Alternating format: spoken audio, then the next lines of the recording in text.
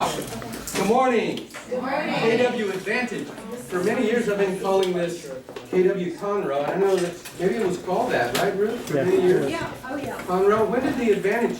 When did you 4 rebrand? years ago. Ah, okay. It kind of threw me because our Waco Market Center is branded that way too. KW Advantage. I don't even know how we can do that, but hey, it's all right. It's an advantage for both. Right. Thank you. Very good. Good morning, sir. How are you? Better, how you been? My name's Al. Al, I'm Brian Richardson, nice to meet you. Ryan Richardson. Good to meet you. Nice to meet you. All right. Good to be seen. That's what I say. Good to see you. Good to be seen. Okay. My goodness. Well, my name is Al Rincon. I've been quick intro on me. It's a little boring, but I want you also to know why I'm qualified to be speaking to your top producers in this market. A few of those reasons are this. One is I was in corporate America for 20 years. It was the job of a lifetime almost, right? I got hired on by the light company, Houston Lighting Power. Way back before it was Houston Industries, before it was Reliant Energy. And so I stayed there for 19.7 years. And the reason I know that number is that that's the number that was on my severance check. It was on the stub of the severance check. I thought I was 20 years. I was telling everybody I've been there 20 years. But they knew precisely how long I had been there. So they paid me 3 years of salary to leave. 3 years in advance of pay to get the heck out of the office. I said, nobody's ever really wanted me to leave any place that badly that they would pay me ahead. So I went in and took the money. I played golf for like 90 days, and one night against the headboard, my wife looks over and says, "Hey honey," I go, "What?" She goes, "Are you going to do anything?" What is that? Translation? Get a job. I'm like, I hear you loud and clear. You're taking up my time. So she didn't know, yeah, that's true, right? She didn't know at the time maybe I was 4 or 5 courses into the real estate thing, the exam prep thing. And I said, "Yeah, honey, next month I'm going to take the real estate exam." And then she gave me the support statement number 2. She said, "You're going to do sales?" I'm like, almost like, "You're going to do sales?" Yeah. That's what I heard. And I said, "Yes, ma'am, I'm going to give it a shot." I said, the monthly fee, as it turns out, over at Keller Williams on Sunrise Boulevard in Pearland, Texas, the monthly fee was $85 a month. I don't know how much it is here. 100. Wow, in 15 years, it's gone up $15 a year. So mine was $85, so I did the quick math. It was like $1,100, and I told my wife, Janie, I said, well, if I fail miserably for 1 full year, we'll lose about $1,100. That's 12 months of $85. Would you be willing to bet on me? And she was already married to me, so what the hell she got to do, right? So she bet on me for that first year. Well, the first 30 days in real estate, I listed $4.2 million in listings. Wow. First 30 days, I didn't know I had done it, just like every other agent, didn't know my number. And the only reason I knew is that 3 people called me to come to this meeting on Tuesday. "Hey, gonna come to this meeting on Tuesday? Welcome to the company. You come to this meeting on Tuesday? Hey, I'm the MCA. You come to this meeting on Tuesday?" By the third one, I'm like, "Yes, what's this meeting?" Well, it turns out to be awards meeting. You'll have monthly awards or meeting. I get there and they give me a certificate for doing $4.2 million first 30 days. Hadn't been done before, so I was excited about that. 60 days later, they came and asked me to teach FISBOs, because all of that 4.2 was FISBOs. Wow. All of it. Ridiculous. Now I find out later, oh God, those people hate realtors. Why are you knocking on their door? Find out later. You know, nobody said, "Hey, watch out for FISBOs." I just going, right? So they asked me to teach that FISBO class, and it went kind of well. And then within 30 days from that date, they asked me to be the team leader of the office. Wow. Yeah, I said, "Wow," and I don't know how to do that. What do you mean? And they said, "Just teach everybody else." There was 55 agents, ooh, right? Almost the whole office was about this big, right? So teach everybody how to do what you just did in the first 30 days. So I just started the serving and the teaching. I dove into the MREA, page 137, actually launched my career. 137, 15 years later, when I give the book away, I always mark that page with a dog ear. I say, "This launched my career." Now that was the early story 15 years ago. I stayed in Pearland for 7 years. I earned a little bit of equity ownership. I mean, under a microscope you could see it. It was that big, and in terms of percentage. And then I met more people. I met Mark Willis, who was talking how to think bigger. Mark Willis was the ex-CEO. Y'all have been around long enough. And then we started an expansion thing in Katy that led to the acquisition of the Market Center in College Station. A good friend of mine I met in Vegas, Jeff Bird. Y'all know Jeff Bird? You know Jeff Bird, right, Ruth? Met Jeff Bird, and we were at a mastermind. Anybody attend a mastermind ever? If you haven't, get to a mastermind because this might happen. Talking to Jeff Bird during break, and a really nice guy, and I said, man, I don't know where or when or what, but one day we're going to be in business together. 6 years later, I called Jeff Bird and go, hey, do you know anybody, who do you know that could use a partnership in a market center? He said, it's a funny thing you asked. Now, when you call a prospect and you ask that question, who do you know? And they go, wow, that's funny you asked, or I'm glad you called. One of those things, what does it mean? It means they're thinking about it too, right? So we little match made in heaven there, and we joined them as partners in College Station. Unbeknownst to me, the College Station was not profitable. I should have asked that question. Pearland wasn't either, by the way, I meant to tell you. They were $85,000 upside down, and the team leader's bonus is primarily based on profit, so they neglected to kind of tell me that critical piece. I didn't ask either. So we go to College Station, we buy that one, expanded to three business centers around College Station. Then Jeff Bird calls me and says, hey, I'd like to go to lunch with you. And I said, so far it's okay, a couple of guys getting invited to lunch, no problem. And he says, in the cotton patch. Now they all had the same expression I had. I'm like, we're gonna have lunch at the cotton patch? I didn't know what that meant, picnic or what, you know, just us two alone. Found out it was like kind of like a Busy Bee or something like that, cafe, a little cotton patch in, somewhere near north of Bryan, Texas. And at that meeting, he let me know that he had another one of these offices that needed to be turned around, and that was Waco. So we got together as partners in Waco, and then we hired a RE/MAX team south of Waco in Temple, Texas. And then the second place RE/MAX guy came over. So we opened up in Belton, Texas. I'm going around the map this way. Waco, Temple, Belton. And a young soldier just called me the other day, about 2 months ago now.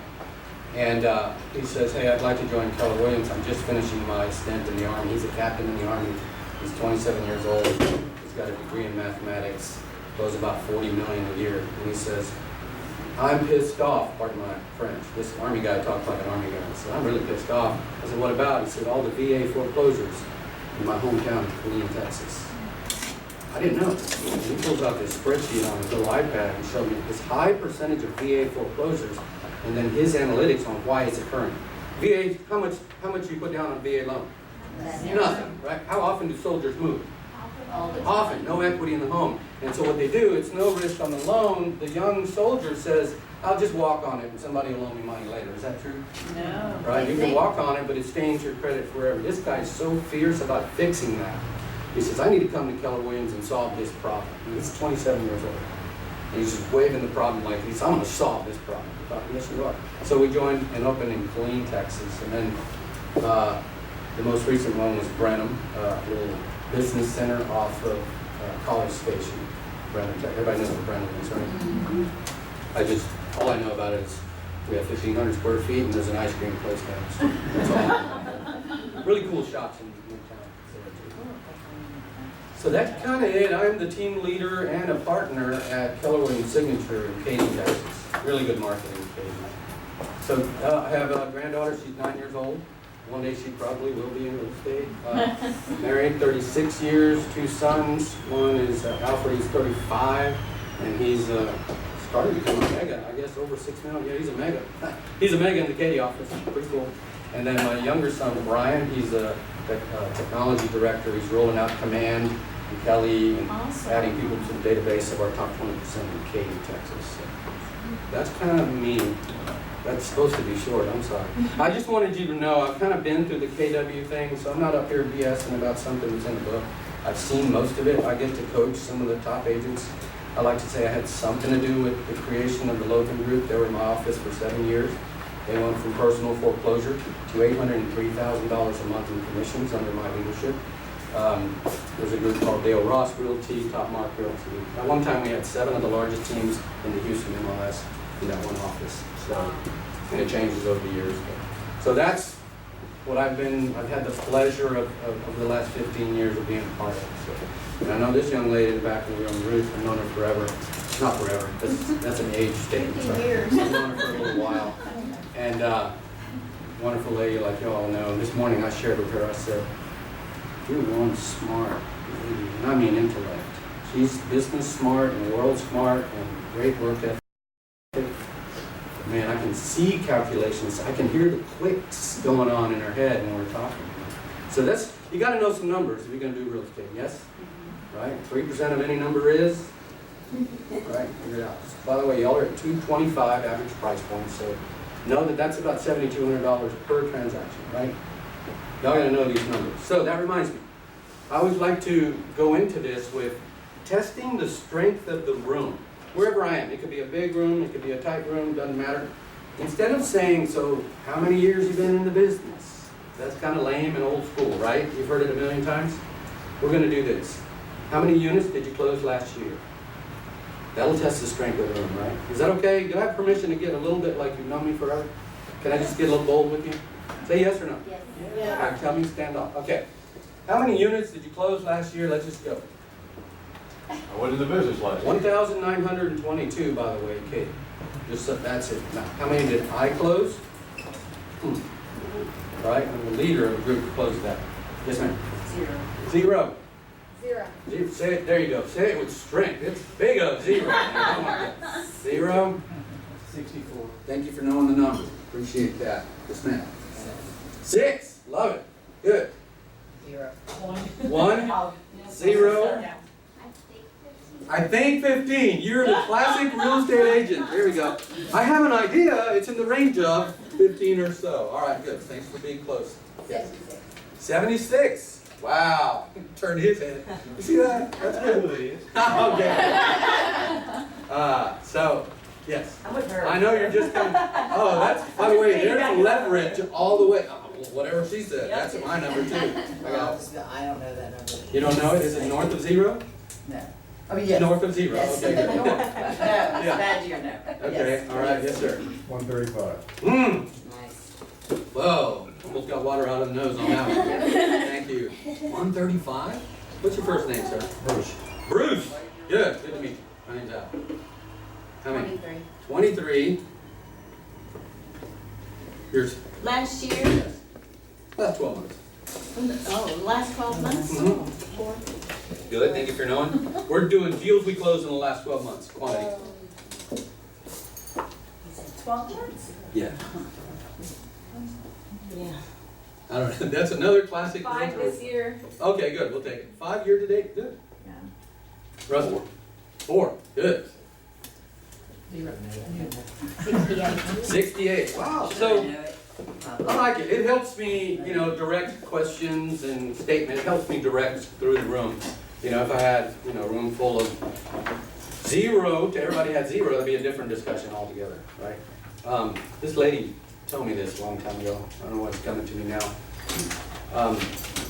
I was so offended because I came out of corporate America. I was a technology director, blah, blah, blah.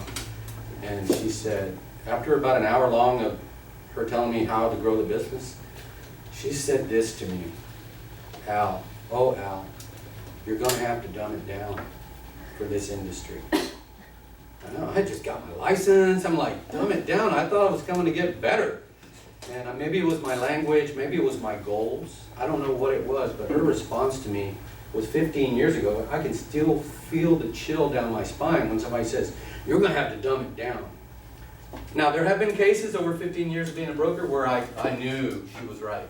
But for the most part, the way I grow my business and those around me is we're not dumbing it down.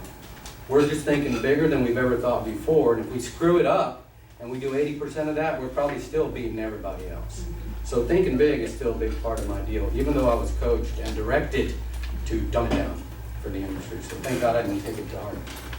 Still kind of ticks me off. Somebody told me, dumb it down.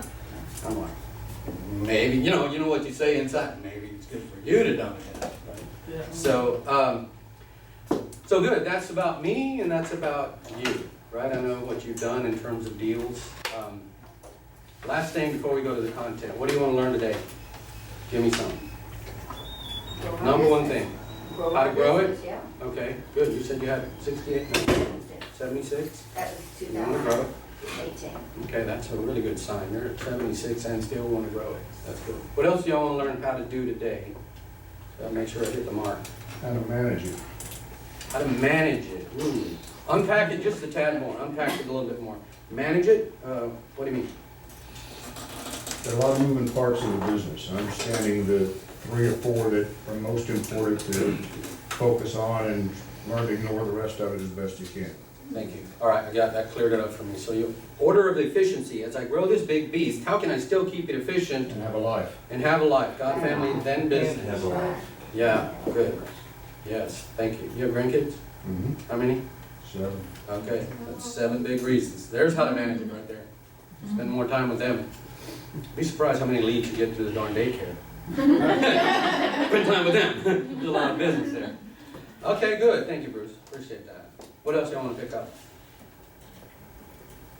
3 things. Awesome. This is an energy test. Come on, give me something else. What do you want to know? Leverage. Leverage, how to gain leverage in my life, in your life, okay, good.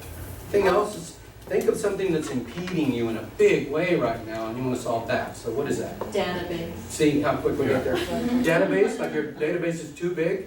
Oh, no, just keeping it so it can get big. Gotcha, all right, all right. Finding out what wastes your time, what is a good use of your time. Ooh, what is an optimal use of your time with regard to revenue generation? Now, front of the red book says, you know, it's not about the money. And it really isn't. It's about the life that is funded with the money. I know I'm zeroing in on what you're saying there and asking Bruce. So yeah, determining where the most revenue creation opportunity is, because there's opportunity to put a lot of time everywhere, right? We want to go to the most optimal. That's kind of how my brain works. I optimize stuff. If I see stuff, like I'm glad that you guys migrated to the front of the room because I could see a bunch of empty chairs before we got started. And I go, I might have to optimize the room. I was going to ask you guys to move up. You didn't know it. You filled it in. Thank God for y'all. You saved them from moving. So good. Yeah. Yeah, let's optimize our business. Would it be okay? Yes. Okay, I have a question is, if you don't have enough income, how do you use the proper way to do the advertising? Ah, okay. Good. Hey, I'll take that one right now. If you don't have enough income, don't advertise. Prospect. You're talking to a guy, true story. You're going to learn from this, so I'm not another bunny trail. This is the guy, corporate 20 years, walked around in a suit all the time, and I went to Office Depot. If y'all repeat this story in my offices, there's going to be a fight. Okay, so don't repeat it. I went to Office Depot and I realized there was this pre-printed paper. It had a pretty little background. It was kind of nice green and brown color, I remember, which turned out to be wrong because I was with Keller Williams. Anyway, I chose this paper in Office Depot and I said it's pre-perforated the size of a business card.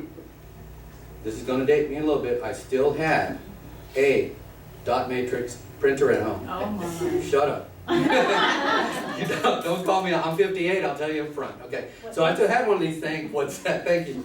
And I put that darn sheet of paper in there. I went to Word and it says business card, 2x3. There was a template.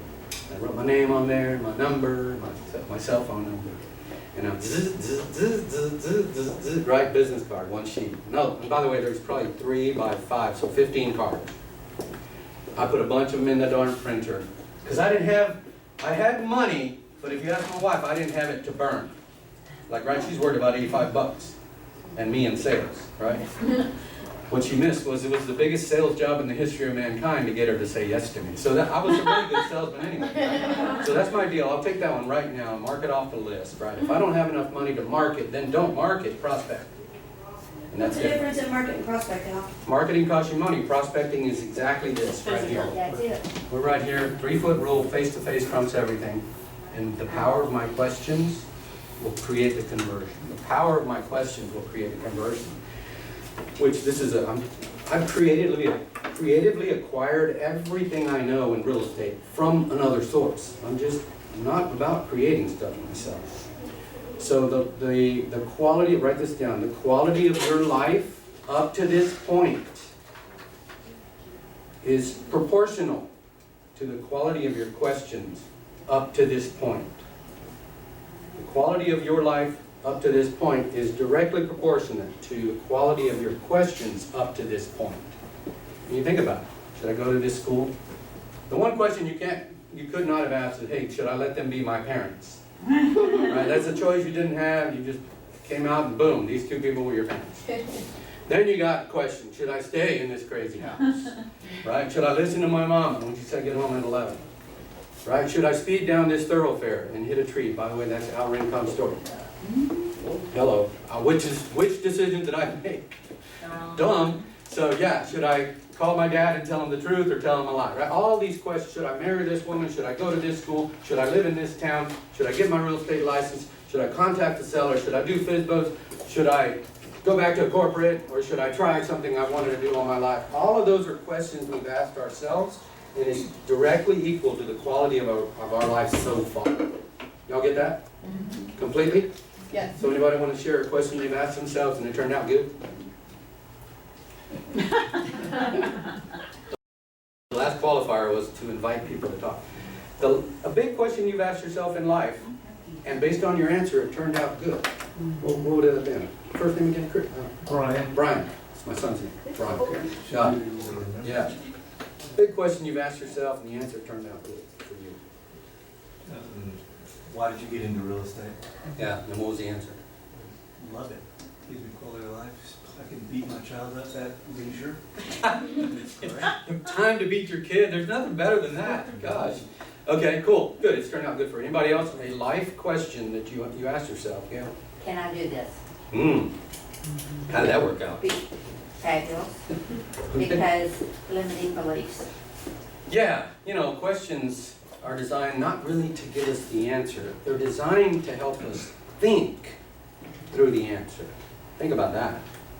That's right out of John Maxwell, by the way. Good Leaders Ask Great Questions. It's a great book. It's the top of my Audible list. So, y'all agree? Yes. The quality of your questions so far equal the quality of your life. Like, should I go to this seller? Should I go to this listing appointment? The 2 phone calls preceding it have been not good. They sound sour. There's a lot of turmoil in that house. They're beating me up on price before I even get there. Should I go to this listing appointment? Anybody ever have that? This is like an emphatic, oh, yeah. Yeah. And so, guys, you gotta ask yourself those questions for the furtherance of your business. All right. Anything else you guys want to get out of this thing? I like that. So, all of that, by the way, thank Mia. Let's give her a round of applause for asking that question about should I market if I don't have money? Everybody could have told the answer, right? So, no. Don't spend money you ain't got. You don't believe that? That's stupid government. Yeah, they keep doing it. They keep doing it. They keep printing. Unless you can print it, then you're good. All right. Anna, could you do me a giant favor? Maybe because I'm a little nervous. Could you turn up the air a little bit? Where it's colder? Yeah. What's that? Yeah. Earl's gonna do this. Thank you so much. Appreciate it. I'm a 68-degree guy at the house. Me and my wife fight over that. She's 75. I'm 68. She's 75. Yeah. Feel free to take your jacket off. I don't think anybody else has one. Oh. Actually, I wore the wrong jeans today. You wouldn't know it, but I'm not intending to You wear have to keep the jeans on. Okay. Wow. I love this group. Man. He's not here to make money. Okay. All right. Cool, Get off cool. the table. All right, so what we're going to do, man, we got to dive right into this thing. I left the conversation 3 minutes ago. Let's do this. There's a big map. I want you to visualize, and most of you have done this.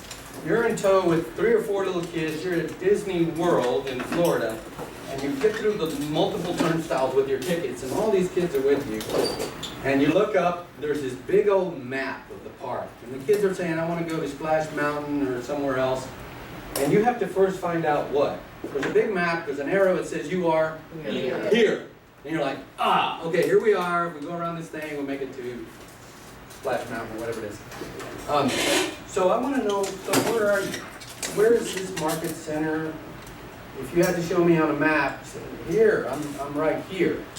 And the connection here is, what does the market look like for y'all? Anybody give me an idea of number of new listings that come on every month, on average? Give me an idea of price point, give me an idea of DOM, give me an idea of new expireds every month, and then how much is the inventory all the time? How many units? And for simplicity, I chose just city of Conroe, so I know that goes up to 3 or 4 zips. There's a, is it 803, 801, 80? Yeah, there's some, so there's peripheral ones. What's, the zip code that goes all the way up the east side of the lake? 77318. 318, thank you. All right, good. So I looked at all these other numbers, then I took a tighter view just for this class today. So give me an idea what the market is like. Say I'm a client and I go, hey guys, what's the market like in Conroe? What are the answers? That is a great, yeah, it's a great market for smart people. Why do you ask? Yeah, well, I'm just curious about equity potential if I bought in the area. I may have property here that I'm thinking about selling. So, yeah, what is the market like? What are the numbers? We're the fastest growing city in the United States. Okay, qualify that a little bit, quantify that just a little bit more. Quantify that because the government said we were. The government said, okay, I'm out. We are growing and the Chamber Yeah. of Commerce has put the statistics out there. So with that, it goes with your leverage of values of your property. So potentially, if it's growing, I'm growing my equity. Okay, good. Anything more specific? Anybody know? Anything more specific? A lot of new construction. Lots of, quantify it a little further for my brain. Remember, I'm in corporate 20 years. There's probably 5 developments of 100 to 500 homes. That's neat. Guys with 0, write that down. You got to, by the way, let's just say wealthy, successful people, people who have money to make options and buy houses, they have a very tall bullshit meter. Like they can detect if you really don't know. And you've seen it, you know, because you were there, you know, oh, this just happened. I wasn't quite ready. Right. Rusty. Right? That's a double gunner right there. So, yeah, get ready. Even if it's 1 or 2 layers deeper in the, notice I said, quantify that for me a little bit more. This is a great secondary question for sellers and buyers too, by the way. So thank you. So 5 developments of 150 homes each, that's 75, right, 750 units that could be at my, available to me, right? That's good. So tell me more about the market. What if I said, how many listings are always available in the Conroe area? Always for the last 24 months. What's the number? It's hard to do it by Conroe area because there's so many bits and pieces, it's community at a time. Yeah. And I do have a slight edge. I've looked at the market before I came. Just write the number down. It's about 1,300 in the city of Conroe, whatever they call that. And I know there's ETJ and all that stuff. Just have an idea. And if I'm speaking out of your, down at Huntsville, right? Yeah, okay. So I looked over at Huntsville. It's about 1/3 of the churn as Conroe. Everything's about 1/3, I was looking, right? We're about 1/3 of the size. Yeah, so just, well, hello, yeah, right? Available on it. Yeah, available is like 1,300, and the reason that number is important is that when you get your next seller, your very next seller, is that they need to know that there's 1,300 other people in line before them. So why don't we price it here and go to the front of the line is my response after I share that data. Why don't we price it here and go to the front of the line? Why is that a powerful question? Why don't we price it here? Notice I didn't say a number. Price it here somewhere, below mid, and go to the front of the line. Why is it a powerful question? Front of the line. Nobody wants to be in the back. So how do you feel when you're in the front? You find out where they're at too. Like a badass. You're like, oh, all of a sudden, okay, talking about Disney, you can buy a fast pass, right? And then you're in front of the line. And all those poor people, you're walking by them, and they've been in line for 4 hours. So, I want you to know that number. There's about 1,300 always available. How many sold in the last, well, roughly, what is the average of sold units in the same area? A month. 269. Go ahead and know it. 269. So that means that if there's 1,300 available and roughly 300 sell, right, you're at about a 30% churn rate, which is really good. Oh my God, good. right? New folks are like, what? You have to know the numbers of your business. Yeah. I've done meetings where there's a lot of hypothetical and inspirational stuff. Today is about numbers. We're going to have to grind on them and know it, and make them part of our value proposition. Because when you know the numbers, you're the king or the queen. But nobody else does. I promise you. I mean, even in this room, I'd say 20 or 30 or 40% have some idea of the numbers, right? Even in this room. So imagine that out into the MLS area and all that. Those guys don't know the numbers. And I'm trying to give you an edge and an advantage just by knowing one more level of detail. There's about 269 have sold on a regular basis. How many have expired? What's your monthly expired rate? Any guesses? Just take a guess. If not, and the screen is really small, but if you're in the front row, you can probably see it. 30? 123. 123 expireds, average monthly. Right? This is the you are here discussion. It's not even part of the content that I pre-sent over. But this is important. If you don't have this, the content that I'm going to give you, it's meaningless. It'll have meaning, but it'll be meaningless. Okay? So I want you to know number of expires, yes ma'am. Are you gonna show us how you got that? Oh yeah, this is a tool called Broker Metrics. It's basically a database extract of the MLS. So it's not my crazy numbers, it's y'all's numbers. By the way, you did this, right? And then now do on your page somewhere, I'm going to change something that's been true in the industry for probably 150 years. You ready? I know the agreements say expired. I know the MLS uses the word expired. I want you to start calling them failures. Or you could say broken promise if you're an emotional kind of person, right? It's a straight up business failure. I have promised to list and sell your home lot. Read the top, right? Bam, bam, bam, in this period of time. And so the day after that occurred, we have no offers. You are in Failureville. You've moved to Failureville. Now, hopefully these failures, 123, are somebody else's, right? But there's about 269 that sell, and there's 123 that expired. It's right about a third again. About 33%, even of your activity, could fall into that category. Y'all with me? Let's just take a break. This is a lot of data-centric conversation. Give me some feedback right away. What have you heard and learned so far? Know your numbers, and you'll stand out to someone with a house to sell or someone, buyer to. Just know your numbers. Now, you don't have to stand out to anybody. Knowing them makes you powerful. Like, isn't it a little weird? And this is not a diss. I love you guys. We're going to be here for another hour and a half, so I don't want to make you mad. Isn't it weird that I actually know these numbers? Little old guy from Pearland, Texas, recently moved to Sienna Plantation. I'm not in this market, but I know them because I went to get them. It's not like I lived them or created them, right? Let's be real. I went to get them. And it's available to you. Especially new people get this. You'll never have to market anything in your life. Right? You just have a conversation. So I thought I'd share with you the number of active listings in the Conroe area. So it'd be important for me to share that. Yeah, there it is, 1,300. Now, how many failures do you think happen in the Conroe area each month? They're not going to know, but you'll have to know. I mean, this is a stranger. I could do that at Starbucks, and I'm blowing somebody's mind, right? I want you to blow their mind with your value. I mean, blow their mind JFK style. I mean, not coming back. You with me? Yes. Sorry. I know. I dropped that in Katie one day. There was like, everybody went, ha ha, oh. I said, it's been 50 years. Is it too soon? So, no, I love and respect the guy, I think. So, anyway, yes, give them something to go, well, what did you just say to me? Right?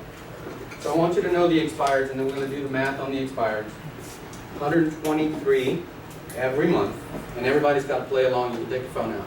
123 failures every month, times the average price point of 223. Can we say 250? Because I know the commission on that ruling. Can we say let's take it up a bit, right? 250 is 7,500 roughly gross income.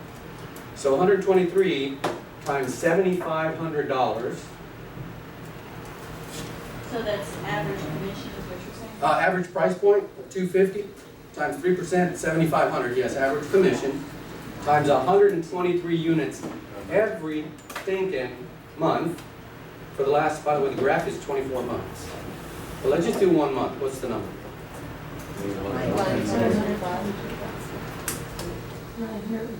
Can we say $1 million? I'm over, yeah, $1 million. Thank you. Look, I'm on satellite delay. He had the number like 3 minutes ago. He's telling me. I'm like, still talking. Thank you. $1 million a month. Not in sales volume, but in what? Failures, right? It'll generate how much, Mia? How much a month? $1 million.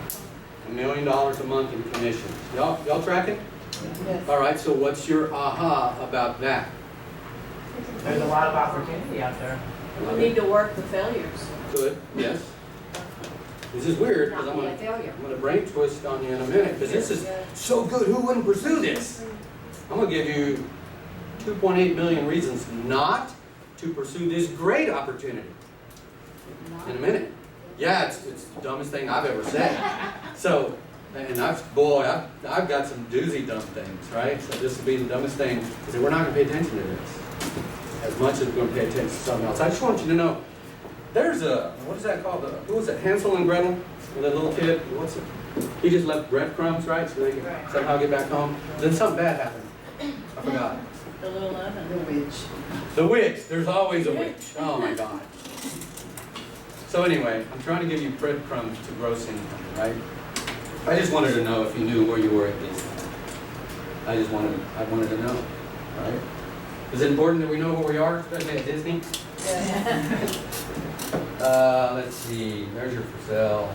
Oh, here's one last one, I promise. Last graph. This one you can't see very well, but this is an SP to OP ratio. Now you're way up in freaking Anderson Consulting, Deloitte and Touche level if you're quoting this number. The OP to SP ratio. Anybody know what it is? You know what the term is? Okay, original price to sell price ratio. It was originally this, but then after all the cutting and fighting and stuff was done, that's what it really was. Y'all with me? So that's a ratio. And there's two components of it. This is high-end, sophisticated consulting. By the way, I stole the numbers from the MLS. Right? This is not 15 years of just knowing this. I just look at it now. Because I have to know my numbers. I love this one.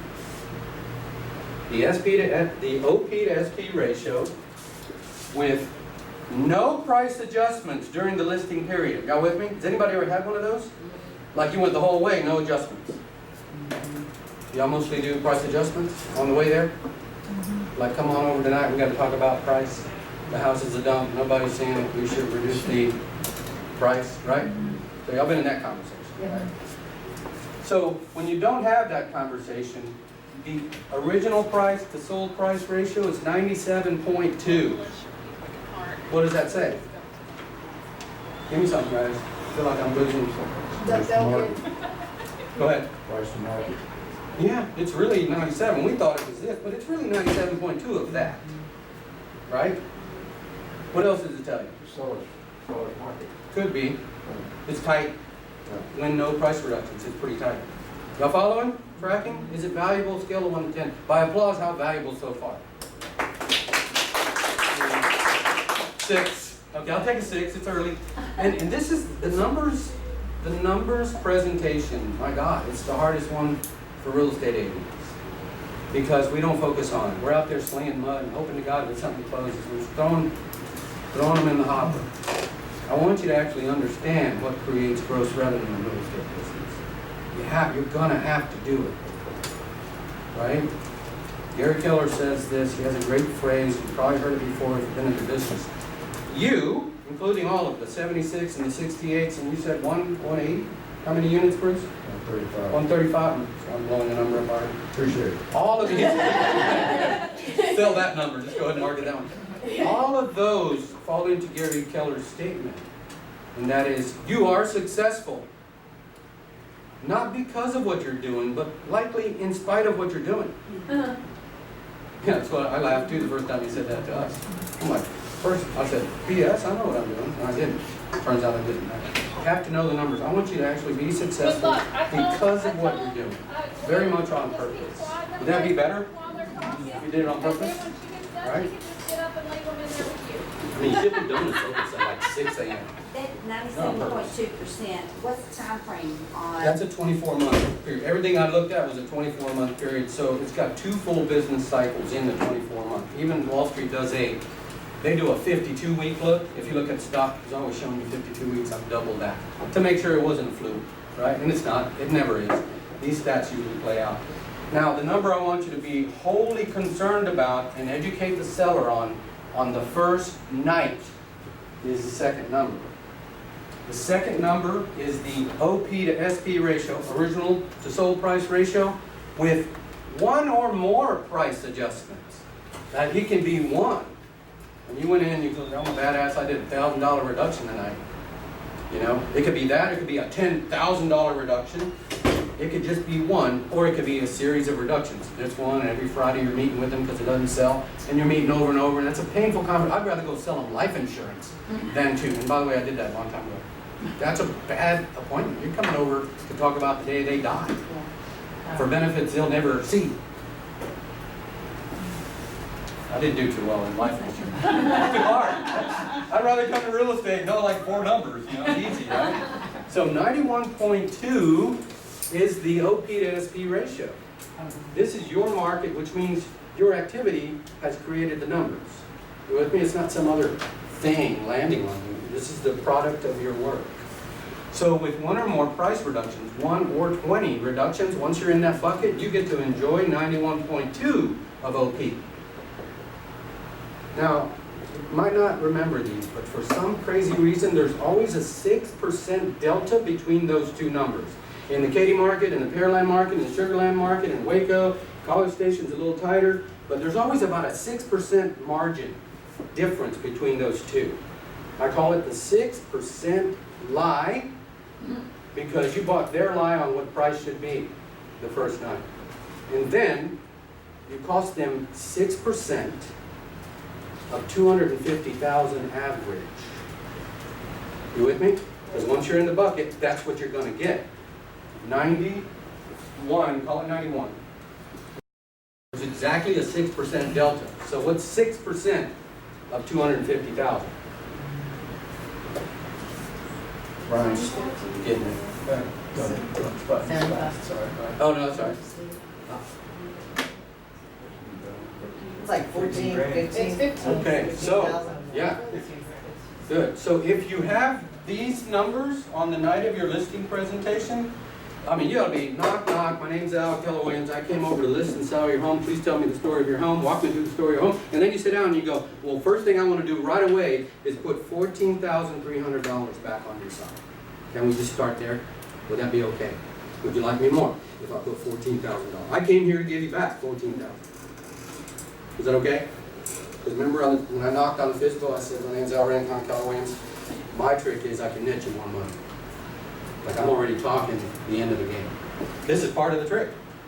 I can net them more money because if they go anywhere else, even with me at their price, that would be somewhere else that's going to cost them $14,000. Y'all got that? It's a little tricky to navigate. Just know the difference. It's 6% difference. You price it right, you get all the money, or 97.1. You price it wrong by $1 and have 1 reduction, you're in the $14,000 loss bucket. Immediately. It doesn't matter. 2 reductions, 3, 4. Y'all following? Yes. Good. I never want to be the smartest guy on numbers in any room, because it's not my deal. These are your numbers. I happen to look them up this weekend. Wow. Okay, give me some. Let's do another pause.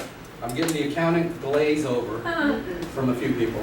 Yes, ma'am. I mean, I could stand to go over it again if you don't mind, because I can't see to the left Yeah. what the 97.2 is and the 91.2.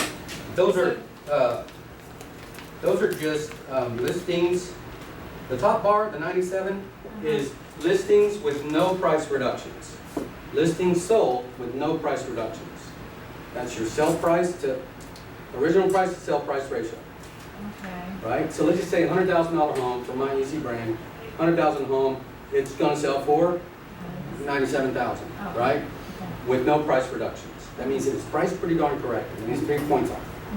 With one or more reductions, it can be, oh, let's pre-plan, I'll believe you tonight, but let's pre-plan in the listing agreement, pre-schedule. I'm gonna come back over, if you got less than 11 showings and no offers, we're gonna do what? All right, here's another change in verbiage. You're not gonna reduce the price, you're gonna reposition it in the market. Use a different language, it kind of blows your mind. I'm gonna reposition this thing in the market. Would you agree with me? Yeah. Something has to be done. Okay, I'm not going for a price reduction. I'm going for a repositioning in the market. And then when you do your redo your flyer and your MLS and all that stuff, you go, new price, reposition. You're protecting everybody. You're protecting your seller, you're causing curiosity, new price. Hell, it could be a new price plus 10 grand, who knows? It's just a new price, right? The language patterns, back to your questions and your quality of life, your neural language patterns have everything to do with your success so far. They just do. All right? So, by the way, get a book on how the brain works. All right? You'd be surprised. We're using about 2% of this stuff all the time. Multitasking, 8 things, got 12 kids, all this stuff going on, 2 jobs. You're still using about 2%. Who did I meet said you were a housewife for a long time, right? Yeah. Okay, with kids, 2? 3 kids, yeah, she's using about 4% of it. Everybody else, we're at 2, so you're double us, right? That's the hardest job on the planet. Best pay though. Best compensation, I don't know about pay. Yeah. All right? Does your graph have the days on market for that 97% versus the 91.2%? I may have shut it down. There's a DOM graph on that. Right. Good. What would you guess was longer? Multiple price reductions. Yeah. So, I mean, I don't know what the number is. I should know that. Well, you should know it. No, I mean, I'm just trying to get my language wrapped around. Right. No, you're in the right direction. I would so find that number. So, oh, by the way, we can play here at 91.2 for 80 days, or we can play here at 97.1 for 30 days. Pick. Right? Oh, you'd be surprised. You just drop a powerful question on your clients. Their brain will shatter right before you, and then you pick up the pieces, take the listing at the right But price. own it, so what you know what you're quoting, so you have to Yeah. practice this with skill. Yeah, believe it or not, you could drop these graphs on the table and not have a single quote or script. You could go,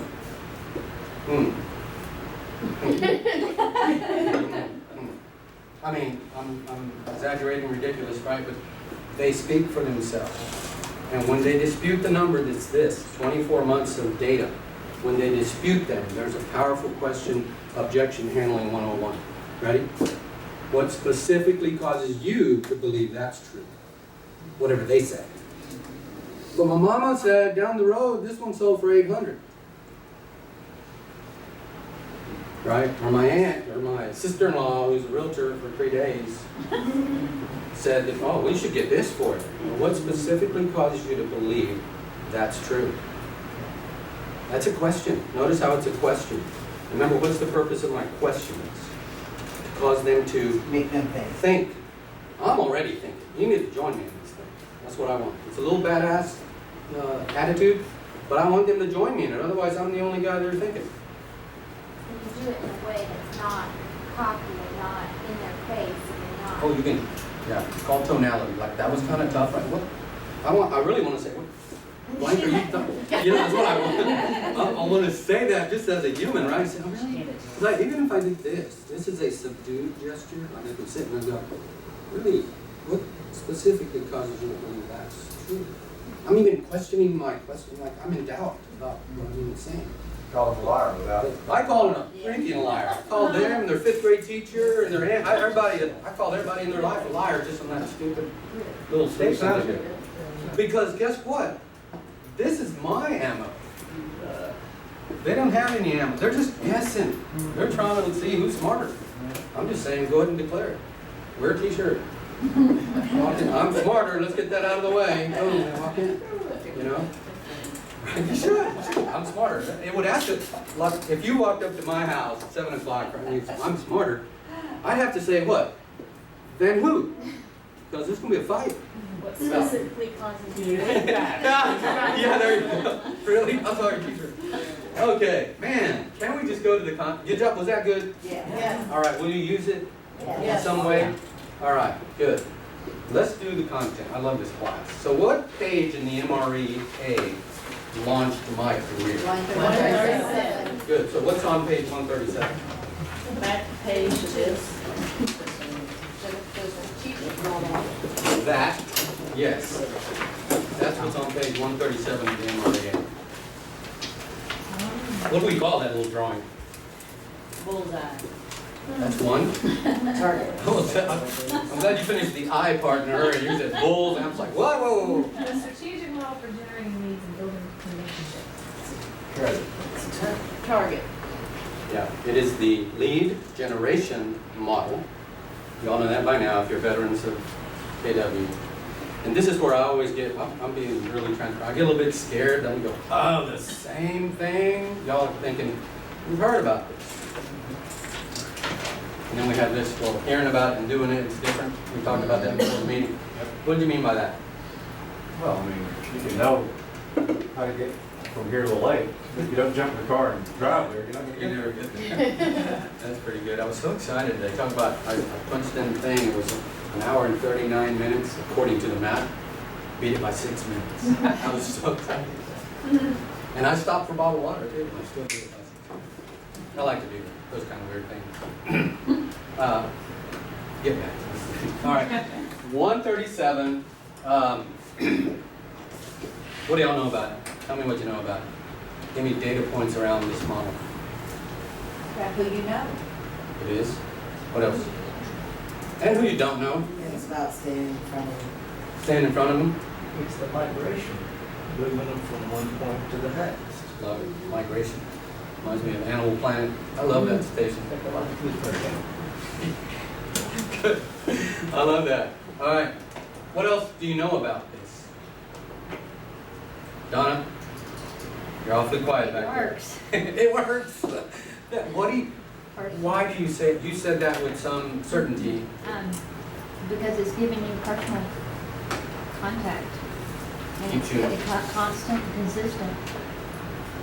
This is a good time for a joke. Maybe it's, I hope it plays it. I hope it's good. All of the critical things in life happen face to face. All of them.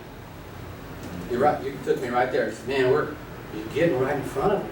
You make a sale, it's a big sale, medium sale. It's a critical thing in your business life. It happens face to face. I mean, marriage proposals, Most of them. childhood conception, right? Divorces, kind of the big things in life. Go, hey, you know what? It ain't working. It's been 80 years we've been together. It's not working out anymore. All of the big things in life will transpire face to face. Kid makes a mistake in their early teens. Son snap. Right? You don't text your son and say, hey, you're going to prison for 10 years. You know, right? They're like this. So thank you. It works, and it migrates you to get in front of people. This is good. So we're not way far off on this. It's kind of like we're on the market numbers. You need to get that. Get your hands on the market number, please. We Okay? still believe in face-to-face. Yeah, face-to-face, I used to say face-to-face trumps everything, but people get all weird about that word in there. I don't care. And paying my salary, I don't give a damn who's in DC, right? Take care of myself and my family.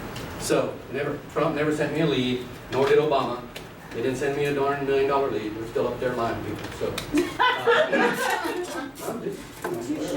I tell my sons, they get wrapped up in this conversation about stuff they can't control. I say, get up and go to work every day, see how that works. You want to change the country, get up and go to work today, get a law degree, and then lie to people, and buy your way in. Do that, change the country. There's my political statement. Don't forget, erase that. Nothing to do with you making. So let's do this. On your sheet of paper, this sheet of paper right here, I want you to know two other numbers.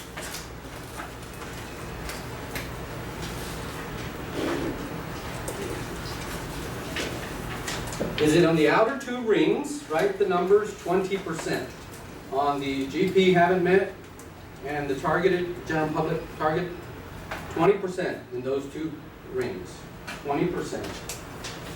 Just like that. And then on the inner two rings, write 80%, kind of like I have done here. So is that Met? Yeah, Mets and Allieds will give you our 80% groups. Now, on the very, very top of the page, write your annual gross goal. It's like 100,000, 200,000, 300,000, 800,000, million in GCI. I don't care about volume.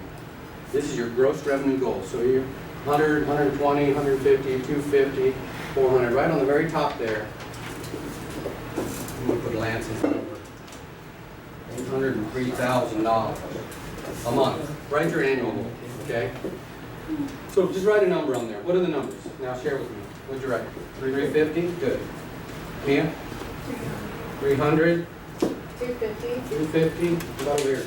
I started low because I'm just starting, so I put 100,000. No judgment on it, that's your number. It'll change, I just do You'll it. pass it. 500, I got 500 here, I feel like an auction. I got 500, you get 350? That'll be going backwards, sorry. What we got? Bruce, what'd you do? Million GCI, love it. About 100,000. 100, Rusty? Oh, annual gross commission goal. How much? Your goal, you want, yeah. 100, okay, right on the top of the page, real big. Donna? 600. 6, love it. Anybody else didn't go, they wanna go? 250? 200? Cool. All right, so what I want you to know is on the inner two rings, 80% of the 200, the million, and the 650 or 500, 80% of that's gonna come from those two rings.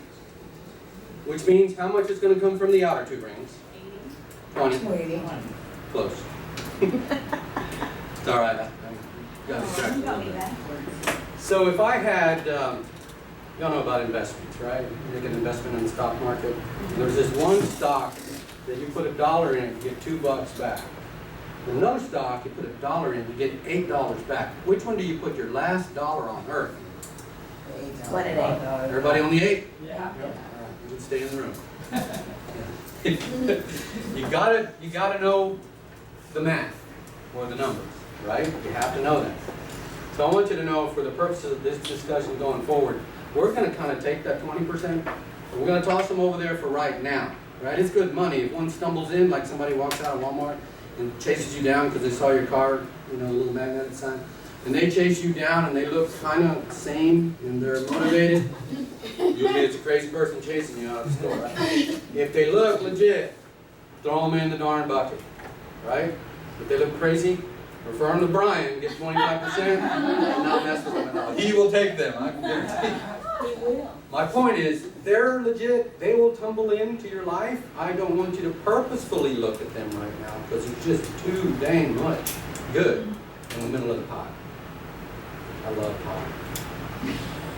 So there'll be some references to pie. I bought a Mrs. Smith's apple pie yesterday.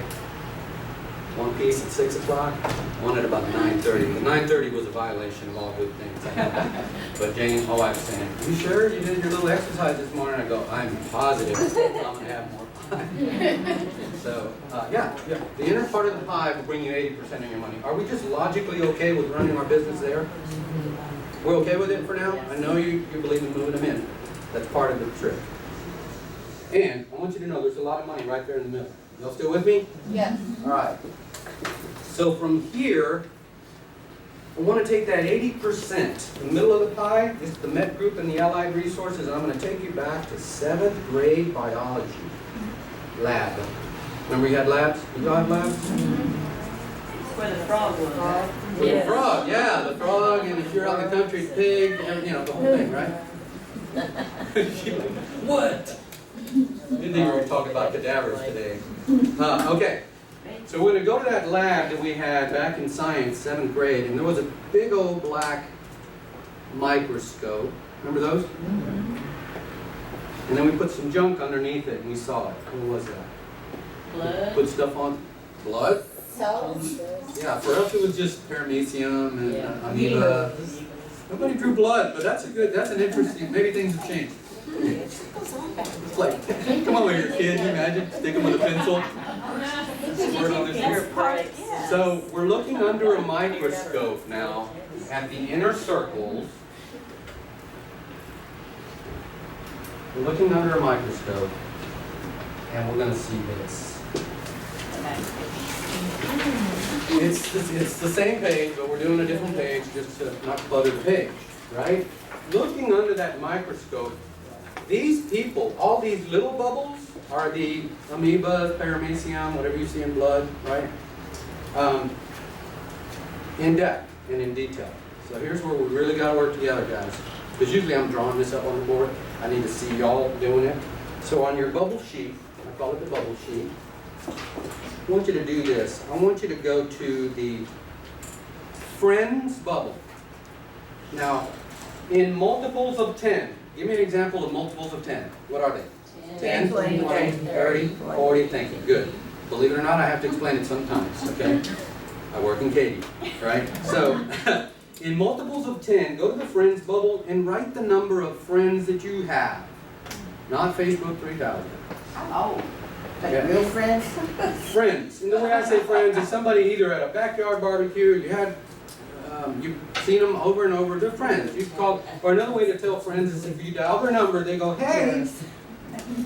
They don't go, who had the thing? We had that before the class, all these random people trying to sell us auto warranty. Oh, That's yeah. insane. So friends, and write that number in multiples of 10. Oh, by the way, experienced agents, these are not necessarily prior sellers or buyers. There's different bubbles for those. So friends, So if you've got 5, that's 50. multiple of 10. So I'd round it to 10. 10. If you got 5, we're gonna have counseling afterwards, and I'll help you get 5 more. That's That's good. my Facebook number. Oh, so in your friend bubble, there should be 10, 20, 30, 40, 50. Play along with me guys on this, we're gonna map it out. Okay? Now let's go to your relatives bubble. That's almost diametrically opposed, I believe, down on the bottom. Relatives, and let's just say Texas. They live in Texas, even though, raise your hand if you moved here from somewhere else. Where'd you come from? Florida. Oh, okay. So by the way, they're living proof that people transfer from other states to Texas. I want you to know that's true. The exercise that we're doing today is taking it so far down that it would be ridiculous not to tackle this group. I don't want there to be any fear about, oh, but I'm from Michigan, oh my God, I transplanted, and I don't know anybody here. We're just erasing that objection, but just by going certainty. Relatives in Texas. Write in a multiple of 10, a number in that bubble. We're tracking now, I can get it. Multiple of 10. What are the numbers? What do y'all write? Multiple of 10. Relatives? All right, you can go outside of Texas. Get to a minimum of 10. I'm right out of 80. Okay. My relatives. Relatives. I got like 200. We're doing a darn Rincon family reunion. Of course, I'm Latino, so, that's a small group for us. Right? 200. I'm like, wow. Oh. You got to do those reunions because then people dating whoever, you got to make sure that they're all over yeah. Then you're going to be far. Well, I mean, there's kids of kids, right? I meant something totally different. I don't want my boys marrying your cousin. So, all right. Now we're going to go to what we do. We did friends, relatives. We're going to go to another one that's usually a multiple person bubble, and that's the church member. Now, if you got one of these 5,000 congregations, I know you don't know them all personally, right? Rusty, you picking me up okay back here? Okay, good. So maybe it's the ones that you know, or you man the booth at the bazaar. It's the tighter group at your church. And put a multiple of 10 in that. Are y'all still with me? Yeah, this is getting right here. It's hard for me to judge the energy in a room that I'm unfamiliar with. And y'all are serious. Y'all are very serious. You're talking numbers. Well, see, it's a tough topic anyway. And it's also the topic that we're least familiar with. I'm going to say a word, apparently. Right? And not bad, because amongst us girls, we can mess it up in here. Out there, you better know the number. Otherwise, you lose the deal. It's not the end of the world, you just lose the deal. Right? Now, let's go to former sellers and buyers. If you got none, you got none, that's okay. And let's put your last year seller quantity and last year buyer quantity in those bubbles. Prior year, number of sellers, prior year, number of buyers. And we're almost there, guys. Hang with me. This is still multiple of them. No, that one could be the real number. Oh, okay. Yeah. These are a legit, real number, indisputable. You can't, there's no objection to it later. Okay?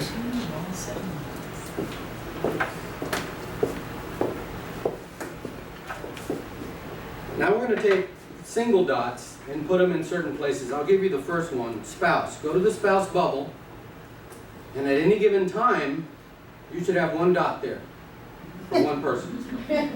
Well. Y'all with me? At any given time, in Texas, who's moving to Utah? You had a, so it could be different, right?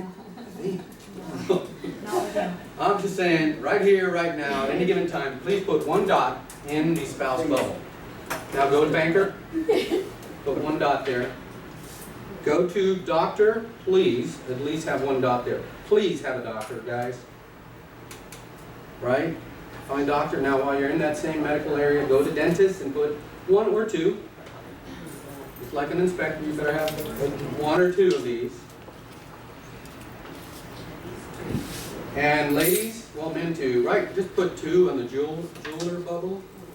Put two.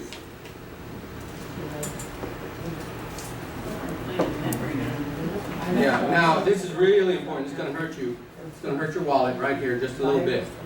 I want you to go to the upper left-hand corner of the bubble sheet, upper left-hand, and there's three people there, three bubbles there. I want you to know. Let's start with the one right by doctor. It's gas station manager. Name for me, Bruce. You've been in the area for a little while, right? You probably have a favorite petrol brand, but you will do whatever you got to do whenever you're running low, right? What's your favorite? If you had to drive in and pick, you would pick which? Convenience, probably Valero. Valero, okay. What is the manager or the owner's name? Okay, now I'm going to hurt just because. Can we play a little bit? All right, cool. How much is your monthly gasoline bill for both vehicles or three vehicles? Roughly. I don't know. Okay, I think it's 6, but okay, we'll go with, yeah. I don't drive much. You know, okay, good. Let's say it's 4. You said 4? Let's go with 4. 4 times 12 is? 400 times 12 months is? $4,800, right about the net on a real estate deal. Isn't that weird? So just keep that number in mind. Who has a higher gas bill? You know you do. You got a big old SUV, carrying 20 kids in the back. Yeah, you know you have, what is it roughly? Monthly gasoline bill. It's at least 400. At That's least. just for one car. Yeah, so it could be 8. 600. 600. 6 times 12 is? 7,200 a year. And isn't it weird that we put gas, whether it's $2.89 or $4.09 or what? You put gas. Why? Why is that true? It flows out of you because you got to do it. I want you to know these are staples. You must do it unless you got one of the darn Teslas. Then your light bill's going up anyways. Yeah, too bad. All right, so gasoline is critical. I want you to know the manager and the owner of that place that is drawing from your wallet. You're happily doing it. It's so weird. You do it in plastic, so it's not really happening, but the money's transferring, I promise you. Right? Every day, all day, because you're in real estate. A lot of money going away from you, and you haven't triggered the law of reciprocity for money. It says, come back to me with some friends. When you send your money out into the world, it must come back with friends. Investment ratios generally are a 4-to-1 requirement, or it's not a great investment. 4-to-1. Right? I want you to know that. Have some number for yourself. Mine's 4-to-1. Okay, now we're going to go near there. Pick on somebody else who loves dining out elegantly, exquisitely. Who in the room loves dining out? Elegantly and exquisitely. Nobody? All right, then there's the Farmhouse Cafe. The Farmhouse, is it still in the middle of the square downtown? No, it's close. Did they move? I heard they moved. Man, they have the best triple layer coconut, white coconut cake. It's ridiculous. Right? Have you had it? Yeah. All right, good. Well, I don't eat coconut, no. No, there's strawberry. The one. strawberry's good. Yeah. If that doesn't work, there's lemon meringue pie. Peanut butter pie. Woo! Okay. Sweet tooth. My point, yeah, big time. So, roughly, dining out for a month. How much? $1,000. I give it At 8,000. least. My wife left the doors a long time ago. That- The that boys could were still at home. It was $1,400 a month. I know. Like I had a gun. I said, do I shoot her or me or the kids? This has got to stop. And then the 1,400. kids. So can we say it's grand? Could it be a grand for a family of 3.5 or whatever? 12,000 a year. Yes, 12,000 a year. Thank you. Yes. Now, what's the name of the manager and the owner of your favorite restaurant? You got it? You know who it is? Who is it? Horsemans. Who? Horsemans. Oh, awesome. Good. I'm Jake. glad that you know that. Yeah. That's rare. By the way, there's 28 people in the room. 1 out of 28. Anybody else know the manager? Jake. Jake. Now everybody's saying, I know the kid Jim at Jack in the Box. Yeah. Yeah. Does that count? Now, my point is, we should know that. If for no other reason, the law of reciprocity for money has to be triggered. We're sending it out there, and we feel like we're getting something in return for the great dining and experience and all that. Guys, it's not enough for business. You follow me? Yes. Okay, there's one more in that same general vicinity. I love this one. HEB is my store. Grover's my wife's store because they get points on gas. I like selection of what I want. I don't need the discount on gas. So I go to HEB. 5 managers at HEB. Name them quick. Thought so. One of them is in charge of hiring leaders, called GM. And when leaders move from Michigan, Florida, Oklahoma, New Mexico, when leaders move here to come work for a big chain grocery store, they might have to buy a house. And because of the KW referral network, they might need to sell one over there. And you don't know the name of the manager who hires these people at your favorite grocery store. Dude, that's a big, I love that corner of the page because it's a big miss. And while you haven't met them personally, your money has met them. Here's a little trick to do that. First name again? Jane. And I said, that's crazy. Sorry. My wife's name is Janie, so I get a pass.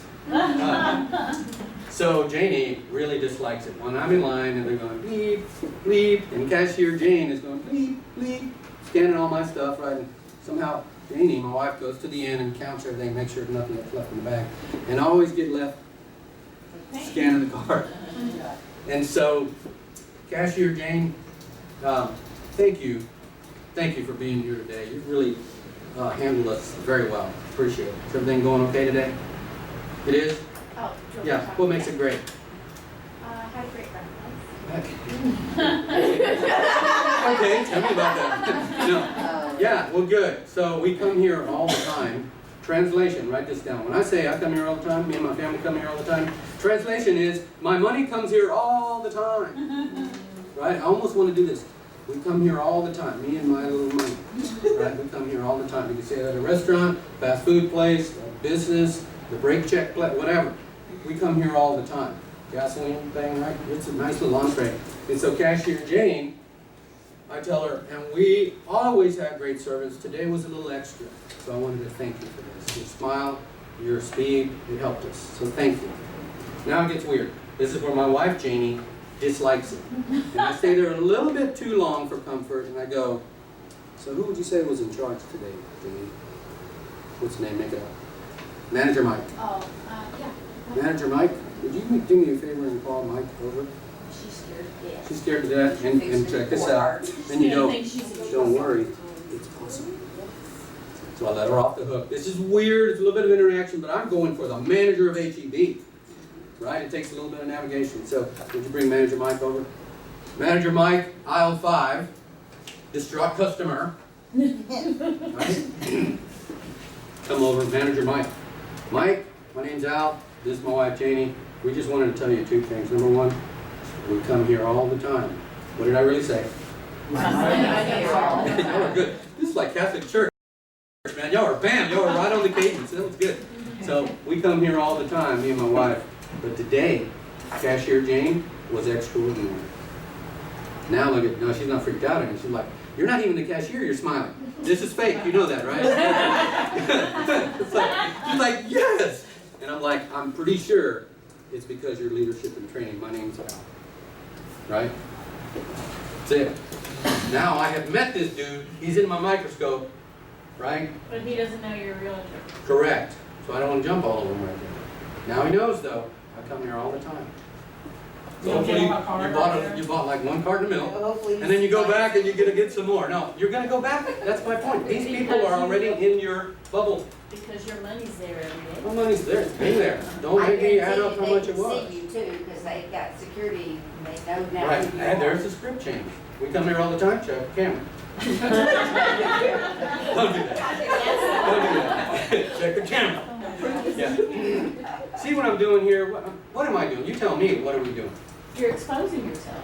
Okay? Of all the responses in all of Texas, I would have got that one. You're meeting the person. You're building a relationship. I'm building, in fact, there's a, let's see, all of us, but one of you, has a habit in the way you actually get out of bed. This is mine, I can help it, I'm doing it. I step out on this side, both feet down, I go out into the family room, and just take a look at the day. There's a glass wall there, so I just take a look at the day for a moment. And then I go back around, across the bed, in the bathroom, and get ready, right? So all of you have a habit about how you do the little things, from putting on the whole thing to just getting up. You get out on that side most of the time, right? Am I right? You have a habit, these little things over and over. That's called an axiom. Now I'm way in the brain. An axiom is what the brain starts to recognize. There's 2 neurons right there. And the axiom is built over time by doing it over and over and over and over and over. And then it becomes like walking and talking. Walking is an axiom. Right? You ever hear of anybody giving up on, they tell their child, try again. And then fall down right there walking. A little baby, they're trying to walk and go, try again. And they hit their little head on the table and they get scared a little bit, but they want to get up and try again. When does a parent, at what point should a parent say, stop trying? Not for that. It's the very reason that most people in the world walk, is that they never stop trying. They're building the axiom of walking.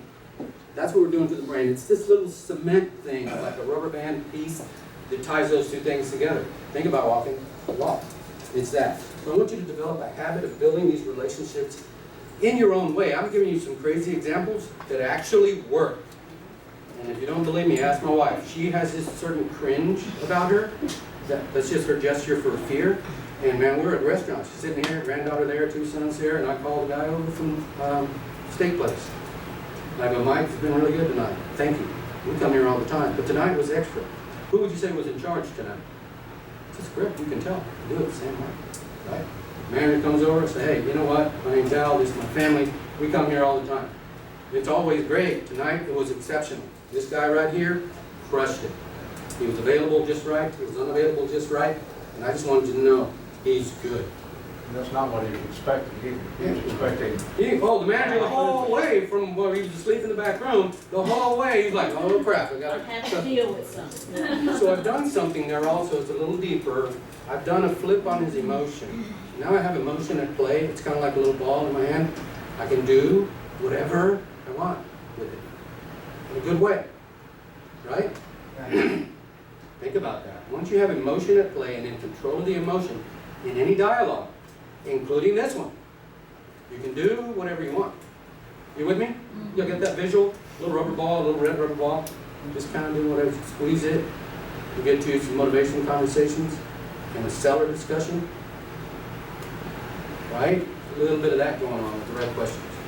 So how many times would you run into somebody like that before you start talking about what you do? It's whatever I feel. If I'm with a realtor and I do something called lunch with leaders, as a side note, I do lunch with leaders in my Katy office. And who gets invited to that? The top 20%. There's 2 ALC members or a top producer at Cheddar's Scratch Kitchen is where I go a lot.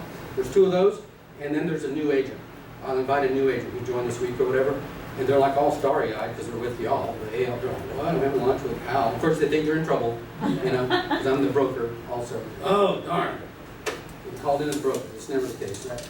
So if that new agent is there, and I do the thing with the waiter, I'll go, and by the way, this is Gail. She's new to the business, and I want you 2 to meet. So that's my connection. Now, she has somebody else in her net, right? So I'll navigate it to where it feels right, I'll just bail out of the conversation. I'm a non-competing realtor, and my son owns a team, So sometimes if I capture a lead, I'll share it with him for 25%, right? Because I've got the lead. So it's feel. Can't pounce. Definitely not pouncing, right? It's where they feel open. If it feels open, then you do it. You know? So how long have you worked at this restaurant? I did it at Chili's in Lake Jackson one time. I swear to you, and the guy had just got transferred there because I knew it was a long way to Lake Jackson, really to where he lived, to the Chili's right there at Oyster Creek, maybe, whatever that 332 or something. And so, yeah, I just felt like it. I asked him, so how long have you been in the area? He goes, I'm in an apartment. I'm transferring here. Oh, okay. Hello. Craziness. So, not to get too crazy philosophical, sometimes the universe will tell you when it's right. Some people call it gut, whatever. The universe will talk to you if you just listen. Right? Now, if you talk back to the universe in front of a lot of people, not going to work out for you. Right? Okay, so we are still on this little sheet here. We're about to get to the hard math. Y'all ready? This will be easy for you. He's quoting. I want y'all to know he's quoted every answer to every multiplier He's question. mad, Yeah. So pi divided by 0.86. He knows it. So what we're going to do here, on the very bottom of the page, I want you to count those multiples of 10, the 10, the 20, the 30. We're trying to count number of people, plus all the single dots that you showed in there. Right? And I want you to come right here on the bottom left of your page, write the total number of humans that you've been able to identify. Total number of humans in the bottom left edge that you've been able to identify. What did you come up with? 260. So give me the number so I know you did it. You did it. You could be off by 10%. Just kind of 1375. 1,375. Good, good. Right at the bottom left. Just write it down on the bottom left-hand side of the page. Okay? I wrote 1,300. Both yours. Y'all got them? This is not the hard part, so just guess. Don't over fret on the number. Just give it a close guess. Is it closer to 1,000? Is it closer to 10? Is it closer to 5,000? Just write the number down. Y'all with me? With me so far? And then on the very top, or if you're not, write any number down. Look at your neighbors, write his down. And then draw a line across the top like this.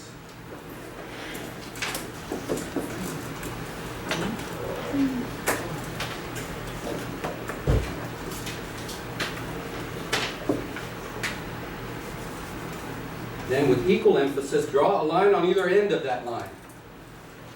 Just like that. We're going to have a little bit of a social discussion. I'm going to lead you off. There's something called SLEs as it relates to real estate. Significant life events. I'll give you one. Birth. Significant or not? Tell me. Say yes if it is. All right, good. Graduate school of any kind, college or... Yes. If you don't remember, go back to that day, 1979. We threw junk out the window. It was more like a riot versus a graduation of school. It was fun. Graduate college. Yes. Significant? Yes. I'm going to take you to, got told, yes, you're hired. First big career, you're hired. Was that a significant day? Yes. All right, now y'all finish them with me. Now, after you are educated, I'm talking to the men here. When we're educated and we make money through a good job, do we or don't we become more attractive? Yes. There we got a yes. Yeah, there you go. It's like, man, you get all of this for $19.99? Ordered today? Yeah, ordered. You get two. You get two. If you order by 8 o'clock, you get two. All right, y'all take me to the next one. So, educated, making money, and what's another significant event? Yes. Marriage. Y'all agree? Yes. Significant? Yes. Okay, good. Now, sometimes people get married and they want these little critters all over the place, and they don't want to go to the SPCA, right? You create them. That's called what? Children, right? Childbirth again. And then those kids grow up, and they do crazy stuff, and they go through school and that whole cycle again. So just track these little lines, like I'm drawing for you right here. These are significant life events. They happen about like that. Boom, and then a space, and then boom, and then a space, and then boom. right, and all these things. Now let's go to career for a moment. Pretend you're like me. I was a draftsman when I first started. Manual draftsman, you know what that is? We draw stuff. And then computers came in. This is how old I am.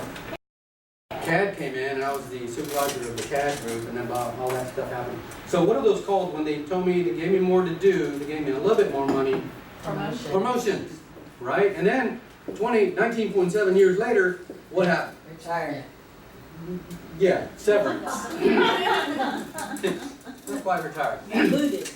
Yeah, so there's a change in jobs. Now in Texas, we get a lot of transfers in and out for any apparent reason.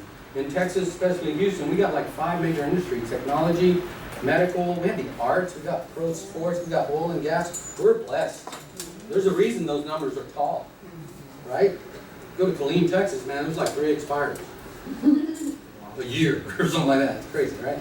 So you get promoted, you get transferred. That's every one of those lines. It's, somebody tells you, hey, thank you for your 19 years of service. Here's some money.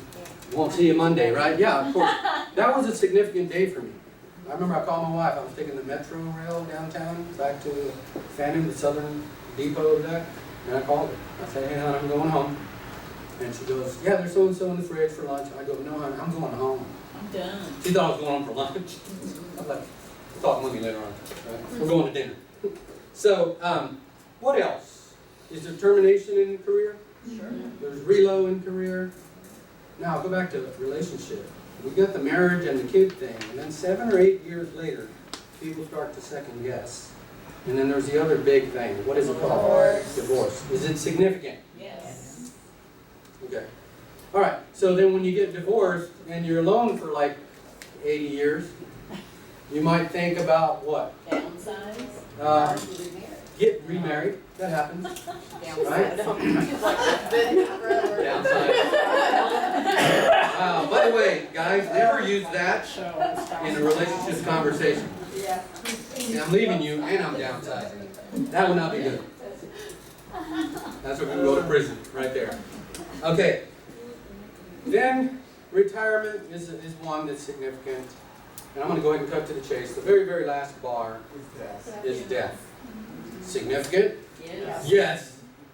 He's not around to hear talk about it. All right, so what I want you to understand, though, is, so we agree there's, what, 15, 16 life events here that we've talked about? About 96% of the time, when a life event occurs, a horizontal bar occurs, and that is a real estate transaction. Let's walk through it. Y'all with me? They just cut to the high school grad or college grad. What do they want to do more than anything when they think they can stand on their own? They want to move out and get their own place, right? When they get that first career, maybe a little bit bigger townhouse, right? Get married, what happens? Bachelor pad goes away. Every woman says, we ain't living there. Who knows what kind of ungodly activity has been going on in that place? We're going to get married and we'll live here, right? Still tracking? Y'all are laughing way too much about that particular event. All right. So, I know, right.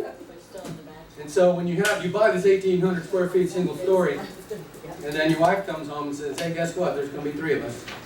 And 1,800 is no longer big enough, so you maybe go to 25 because you're trying to plan ahead. That's not enough. Go ahead and tell them, man, it's not enough. You need 4,000, right? So, what else? Career? Career promotion? What happens when you get promoted? More money? Good enough. Bigger place, right? Then the second and third kid comes along, maybe a bigger place. Y'all tracking with me so far? Yes. So for every significant life event, there's a real estate transaction in close proximity. Would you agree with that completely? Yes. That's a powerful yes. So let's keep tracking it out. Reload, of course, you gotta go. Right? Reload back, you gotta come back. Right? Terminated for too long a time. Terminated from work for too long a time. You gotta sell. Probably, right? Remarriage. Wait, divorce? We missed that one, right? Yeah. Divorce. Right under one of those bars, write the number 3. 3 divorces? 1 divorce, 3 transactions. I get that everywhere I go. Sometimes they go, holy crap, 3? And this is Montgomery County, right? Somebody after this class, go to Montgomery County org, whatever that is. For me, it's FBCAD org. And then that takes me to the county clerk's website. Look up how many divorces happen. What is the percentage of divorce in the county in which you do business? Because it is 3 transactions. It's 53% in Fort Bend County. Guess where I just moved to? Yeah, she better behave. I was in Brazoria County for 20 years. It's all good, right? 16% divorce rate, something like that. Because there's more cattle than people. That's unfair. So Fort Bend County, there's real people there. People get mad and they leave. Y'all with me? By the way, divorces happen because of lack of powerful questions. I mean, what did I do wrong? That would have been a great person. How can I be better at making you happy? What That's a good question. specifically causes you to think like that? Right. Yeah. That would not be a good question for my wife. She'd probably tell me, this is why I did this. My point is that there's a real estate transaction in close proximity to every single life event that you and I have had. And everybody on the page. That's a beautiful silence. You just got it. They're having life events. Now we're going to guess at how many life events, that number of people. Let's hear the numbers. You said 1,300. I wrote 1,300. Brian, how many number? 260. How many number of people on your page? What was it? 675. 270. 150. 280. 375. Bruce, you know like me. 950. All right. You're going to need a bigger calculator when we get to this. Now, here's a question. It's all relative to you. You're going to have to guess on a number.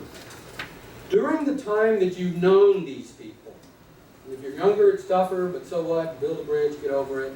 And they're having life events. Okay? You're going to have to answer this question before we go forward. About how many life events would you say they had, on average, during the time you've known them? It's going to be a guess. So don't freak out. Yeah. So there's 16 or so real ones that we've disclosed here. So we've lived a bunch of them ourselves, right? So it's legit. It happens. This is life. Now I want you to ask, all those 500 people, would I guess that I saw all their life events? Have I just seen one? Or have I seen an average of 3, 4, 5, or 6? Pick a number and write it down right next to that number. Y'all tracking with me? In the bubble? Or in, no, that's the number. Just like that, 1,300 times. I'm, everywhere I go, I shouldn't have showed you. Everywhere I go, the average is 4. Everywhere I go. Yours could be different. If you're closer to them, you could have more. You could have seen or witnessed more life events in their life than I have. That's about the average. Unless you've got the lifelong relationship with them, you might see more things in their life. You might see them have kids. You may have seen them get the first job. You may have gone through the divorce with them. You know, you've kind of been a friend through it. Everywhere I go, the number's about 4. Because there's 12 to 16 real life events that cause a real estate transaction. Y'all still with me? Yes. So now let's do the math. Take the first number times the second number equals how many life events? It's people times life events at this point. What's your number? 560. 8250. 8,250 life events on the page. Y'all get that? How many? 1,600 life events on the page. 900 life events on the page. I can't wait. Bruce. 2,850 life events. So you want about two per person? Somebody? Yeah, 3 per person. So good. Anybody else? 560. 560. Rusty? 2,000 life events. Oh wow, Jesus. 3. Yeah, 3,000. No, you're good. It's a big number. See, this is where it's all. This is relative to you. The thing goes from general, the way it works for everybody, to this is my experience. Donna, what'd you get? I got 3,900. 3,900 life events. And right here at this moment, you're going to have to follow me across this chasm. We're going to start referring to transactions versus life events, because we've already agreed that it's 94 to 96% of the life event will lead to a real estate transaction. We agreed on that about 20 minutes ago. Yes? Yes? All right, good. So we're just going to call it a 1-for-1. If you wanted to cut in half, you can cut it in half. It doesn't matter, and you're going to see in just a couple of minutes why. So now that new number times your average commission per transaction. This is again a relative number. You could use 7,500 if you want to, because we agreed earlier. 250 is the price point. $61,875,000. I believe it. Your front numbers were really big. Say it again. $61,875,000. In sales volume or commission? Is it gross revenue commission or is it sales volume? Which one is it? It's GCI. Yeah. Give me now. You went first. Now people aren't going to want to give their number. Yeah. What do you got? 35 million. 35 million. 4.4 million. 12 mil. 6.6 million. All right. Anybody else? 21 million. Wow. I just want to be your friend right now. I'm old. You're well aged. Yeah. What else? Can't pronounce it. Any comments? Yeah. What was your ALC member first name? Sorry. Stephanie. Did you do it yet? No? I did, but I don't know if I did it. You don't believe the number? Right. Oh, stop, time out. Check it out. When I'm doing this one-on-one with an agent, usually I'm trying to recruit them or something, I go through this a lot faster. And if I'm sitting down, I go, you don't believe it, right? And they get the calculator again. They do it again, literally. Because they don't believe the darn calculator. They believed it for 80 years before, but on this one moment, they go, can't be. It can't be. So thank you for having that response. I love that. That is a true response to get it every time, either one-on-one or one-on-many. They're like, and they redo it again. It's so fun to watch, isn't it? Will you repeat how you came to that? Sure. It's number of people in your microscope times average life events, Right, do that. right? Times GCI, your average Okay, GCI. So if okay. it's 7,000 or 8,000. Okay. This is your opportunity on one page. This is a great moment to go, so what do y'all think? Give me some feedback, true, honest feedback. We're not done, we've got about 15 minutes left, and we're going to be right on time. Because there's actually a math model to get it. There's a mathematical model to get it, and a couple of phrases. What do you got so far? Give me something. Communication was good. What else? Seeing how much you're leaving on the table. Oh, I love that one. That's scarcity emotion. I kind of like it, even though it's a scarcity emotion. I like it because scarcity will cause you to do stuff. We ain't got enough money to go to work, right? We ain't got enough food. Buy more. Scarcity will cause you to do stuff. I love it. It's the only reason I like scarcity. What else? What have y'all learned so far this side? Missed opportunities. A little bit. There's some missed opportunities. What do you think, Bruce? Fields of diamonds. Fields of diamonds. Wow. We went big on that. There are. And add Bend this. over and pick them up. That's the deal. So I like to add a comma to every aha y'all had. I'm going to add a comma that says on this page. Fields of diamonds, lost opportunities, funding, generational wealth. Y'all left that one out. Most people say that. You go, that's more money than I ever thought I could make even. Not more money I ever made. It's more than I ever thought I could make. Definitely some of these numbers. Generational wealth, comma, on this page. This is, I'm sure, Hollywood created, but there's one of those Easter movies that Jesus is buried in the tomb in one of the scenes. I'm sure it's Hollywood made for this scene. But Jesus rises from the tomb, and then Mary Magdalene and a couple of other ladies went to go find him. Y'all tracking with this movie? They go to find him, and the boulder is moved, and they look in, and what? It's empty. Jesus is gone. And in the movie, the image of Jesus is over there, and he asks them, women, oh women, why do you seek the living among the dead?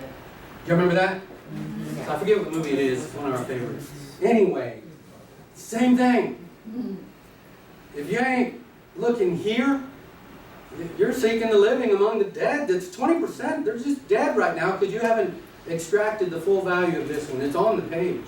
I didn't make it up. I had no idea who your circle is. When I said look at the microscope, I had no idea. You know who they are. Even if you're brand new in business. Now you know, right? If you didn't walk here and you put gasoline in your car, brand new, dude, you need to know the owner and the manager of that filling station. Filling station. Oh, shut up. There's two guys who know what that. There's two guys in the room who know what I'm talking about. Now, pumping station. They have the service. Where did that come windows, from? right? Wow. Yeah, windows. I don't know. Put the air cleaner. You be quiet too. Brian's like, whoa, no way. Man, by the way, gas was 34 cents when I was a teenager. That was still hard to fill up my dad's truck. 34 cents? What the hell is this? I should have met the manager. So, y'all got me here? Yeah. Y'all with me? Yeah. This is I don't have the right to ask you, but man, I'm going to ask you and I'm going to plead with you to stay on this page until you've extracted some portion of that revenue. And don't go off the page. Don't buy stuff. Don't buy stuff. Right? Just go, you're like, yes, sir. Getting kicked down, my knees are getting taken out. Call me old. 58. So, it's here. You know a way to get the manager's attention, right? Now, that's one of the scripts. It's this simple. For 7 years, 8 years, Keller Williams International has taught team leaders how to grow offices in a lot of different ways, but there's one numerical formula. It's like, y'all remember the A squared plus B squared equals? Yeah, wow. That's really tall, man, I gotta tell you. Praise. So that's a formula that always works out. It's Pythagorean theorem. Yes. Holy cow, that's better than filling station. Right? Oh my gosh. I've learned so much here. So there's a math model. It's called the 2-10-40. Write the number. Go back to this page right here. And on the very bottom, write the number 2/10/40. Or just anywhere where you haven't written notes. This will expose and reveal a little bit of skills on our part. It's going to expose some skills here. The 2-10-40 is a mathematical model that actually caused Keller Williams Realty to go from number 5 to number 1 in the world. So does it have validity? Yes. Are we still number 1 in agent count and all that stuff, right? So there was a math model that they used and they trained the leadership of these offices to use it. It's called the 2-10-40. Anybody know what it is already? All right, it's as simple as crazy. 2 appointments a day. Therefore, 10 a week. If you work 5 days, don't be a realtor and say, I'm working 8 days a week. That's BS. You're doing it wrong. 2 appointments a day, 10 a week, 40 a month. 2-10-40. So if you did 2 a day and you work 5 days, pick any 5. I really don't care. Pick 5 of them. Because otherwise the model doesn't work. So 2 a day, 10 a week, 40 a month. We'll give anybody with a decent set of scripts and questions a 25% conversion rate. Now some of you look at me, 25 is not enough. And not in this game, right? I'm telling you what it gets. I didn't judge it at first, it's just what it gets. Imagine if you told your wife, you know what, I am going to tab in the hole, richer or poorer, all that stuff, and you go, now from now on, you're getting 25% of everything I got. How would that work? Nobody just wants that. It sucks as a conversion rate. It really does. I'm just giving you what the formula gives. 2-10-40 times 25% conversion rate, meaning what's 25% of 40 appointments? Yeah. 10. 10 conversions to agreements. You get the whole story, right? You get in front of the 40 people, you're going to have a dismal 25% conversion rate. And 25% of 40 face-to-faces is 10 agreements. Y'all with me? Can it be higher?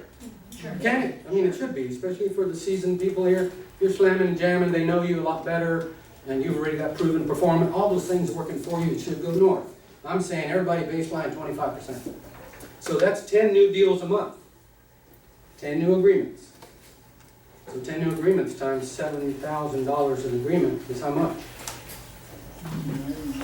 It's what? 70, right? $70,000. Say you had a dismal, for whatever crazy reason, 25% fallout rate.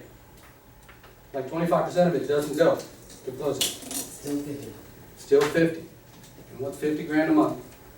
Times 12. 600,000. Dude, it took me 3 times to pass business math in college. And I so get this. So I'm not saying I'm not a genius at how this darn thing works out. I just follow the darn numbers. Right? Just like I should follow my money. So everywhere, oh, there it is. $3.49 a gallon. Oh, okay. $6,000 deal. Oh, I think I'll keep buying gasoline here. It's a simple, logical, emotional path, right? So there's the 2-10-40. You'll just have to believe me because you know the company has grown. I promise you that's what they taught us. Get on the 2-10-40. So what does that appointment look like? An appointment looks like this. You get in front, you call Brian, say something's happened and I wanted you to know. Hey Brian, it's Al. And he knows me because he's on my met list, right? Something's happened and I wanted you to know. Brian, what do you say back to that? Just normal. Something's happened and I wanted you to know. How can I help? Good. Actually, it's good news. I've decided to launch my real estate enterprise. If you're already in business, I've decided to expand my real estate enterprise. Outstanding. Thank you. It's so important. I'd love to talk to you face to face about it. Let's go. I got today at 3, tomorrow at 7 a.m. Which one works better for you? 7 a.m. Good. See you there. So I get there and I go, remember, tell me about you, how's the family, I do all that. How's it going is my end question. How's it going? Let's real play that. How's it going, Brian? Real good right now. What makes you say real good? Because we're doing all the things that we want right now. As a family. That's so good to hear. Yeah. What's one of them? Scouts. Scouts. Love it. How old is your son? He's 12 this week. Wow, that's amazing, man. Birthday card, write it down. Right? He's gonna get a personal note. The They're kid. gonna be dead next week. Right? Yeah. My point is, when you say, how's it going? When you ask that question, it should reveal significant life events, either coming or not, right? So I want you to inquire on how's it going. It's the simplest, it's kind of like what you say when you answer the phone. What do we all say? Ring, ring. Hello? Right, usually, right, in America. There's a guy I used to work with, I swear to you, he'd answer the phone, speak. That was the first word out of his mouth. Speak. And after you got done stuttering, you said what the heck you called for. So my point is, you're navigating for the significant life events right there. So remember I said something's happened, I decided to expand my real estate enterprise. I've decided to launch or expand, those are major action words, and it's on me. I've decided to do this. And is it a real estate business, or I just got my license, or no, my real estate enterprise. I've decided to expand it to this community, this zip code, this part of town, this state. I've decided to expand it. My early success in this new endeavor almost hinges, depends on how you answer the following question. Should I still ask it? Why wouldn't you? See, I want a little hesitation because it's a little pressure. Who's my friend? Who do you know specifically that needs to sell in the next 30 days in this territory? Jeopardy music right now. DVD, right, say nobody. Nobody. If you did know, or had to guess, and thinking about a life event, who would come to mind now? Marriage, childbirth, troubled relationship, transfer. Now, in Fort Bend, the third option is 53% hit, like a darn one-armed bandit. Because I know precisely my number and where I'm meeting this guy. I could do, yeah, Fulton County, dude, who do you know that's splitting up? Or soft, who do you know that's maybe having some challenges in their relationship? Everybody in this room thought of somebody right there, just when I said it out loud. That's the way it is. That's the way it is. I'm not responsible for the perceived negative life events. I'm just bringing it up. You know why? Because I have a 9-year-old granddaughter, and I'm thinking generational wealth. For her, I got everything I need. But I asked a powerful, deep, piercing question, because she's 9. We went into the Apple store on Father's Day, because I was looking at a new phone. I ended up getting it, but not there. But I went to the Apple store with my oldest son, my younger son, and my wife. Janie came out of there with a new wristband for her Apple Watch. Ariana got a new iPad with a little gold background because it's cute, the gold, the gold thing. And my other son got a new MacBook. And I walked out of the mall there. Of course, my credit card. Yeah. Come here all the time. Should have used that one. But on Father's Day, everybody got something. I got Except dinner. that. Well, I did. I went there to look at a new Max phone, the new one, right? The 10. And it occurred to me on the way home, I go, wow. Janie goes, you're the only one that didn't get anything out of this. Yes, I did. I got what it means to be a dad and a grandfather. Pretty much, get what you want. I'm not bragging money-wise. I'm just saying that's what you do. Because when I ask a question about what in the blank's going on in your life and why is your friends getting divorced, I'm asking for generational wealth. That's why I'm asking. I'm in the business to fund my life and the life of others. Got to get good at it. I can't play around with not knowing the numbers. I must be good at it. Y'all with me? Y'all just got in? Recently, why'd you get in? To build golf for my family. Okay, good. Tell them that. Write them a note today. I want you to know, some crazy guy from Houston came and asked me, he asked me, what are you doing this for? And I want you to know I'm doing it for your generational wealth. Mom, daughters, brothers, sisters, even the brother who treated you bad. Whoever that was. Hey, what's up now? Nah, he lives with me now. See, y'all with me on that, guys? There's a math formula, the 2, 10, 40, and ask a powerful question. That powerful question is, so how's it going? And then listen really hard. And if they get stuck, because they want to help you, right? Did you feel the pressure when I said, dude, my whole new success in this business depends entirely, wholly on how you answer this question? May I still ask it? Boy, that guy's going, oh crap, what's he going to ask me? Right? If he's a known friend, and then I just kind of ease it up. Like, who do you know specifically? There's that word again. Who do you know specifically that needs to sell in the next 30 days? You figure your deal in here, right? 60 days, 30 days, whatever. Because if you ask for 30 and they go, well, what about, I know this guy, he said he wanted to move in 33 days, is that okay? Right? And you're going to get, oh, I don't know a seller, but I know a buyer. Cool, right? And then go back in and ask for the seller. So as you thought of it a little more, thank you for that, buyer in the pocket. As you thought of it a little bit more, and you factored in the life events, like child graduate. If it's May, you better be using that one first. If it's May, in any year, on God's calendar, if you don't say, you know, kids graduate. Somebody who has the kids graduating UT, you know. Of course you do. And they go, well, I don't know. And I go, yes, you do. Put it back. I discount the objection. You got it. I just grabbed it out of the air, threw it on the ground. I go, that's a lie. Tell me who you know. I am fighting for generational wealth. This is not a play game. Right? Y'all with me? Now that's very severe. Go in how you need to go in. I'm giving you the content and the tonality, right, to get what you want. Moms know. 3 kids. Go up, clean your room. And wait till I hit level 3. You know, go up and clean your room. Right? I'm on level 2.5, Mom. I'll be with you in a minute. You won't make level 3. Well, let me see level 3. The tonality changes when people don't give us what we want. The tonality changes in our own life. Right? Y'all get that? So don't go threatening people. I'm just saying get in there. And there's not too many strangers in the outer ring that you can pull that stuff with. You cannot go in line at Walmart and you're ringing up and you go, hey dude, who do you know? My whole life depends on you. Wait, hang on. Who do you know? Be thinking about this. You can't do that with a stranger. Right? Because you take me out. I mean, I'll get punched in the right side of the face. Y'all with me? This is what I'm doing here is I'm blending your business with your life. Sit down with people you already know and ask them, hey, how's it going? They'll tell you, especially if it's bad. Oh, well, let me tell you, man, he was out drinking again all night long, didn't see him since Tuesday. Blah, blah, blah. We've done everything. We went to church, went to a counselor, blah, blah, blah. What life event is coming up? Divorce. 3 transactions. Why is it 3? Theirs isn't hers. 1 sell and 2 buys. If you're really good at relationship, you'll get all 3. Chances are you won't, so don't worry about it. Because you have to pick a side. You know how it goes. Yeah. Man, we're like 3 minutes for Q&A to finish on time. Yes, ma'am. Are you gonna give us some more instructions on how to find those broker metrics, those graphs that you showed? Sure.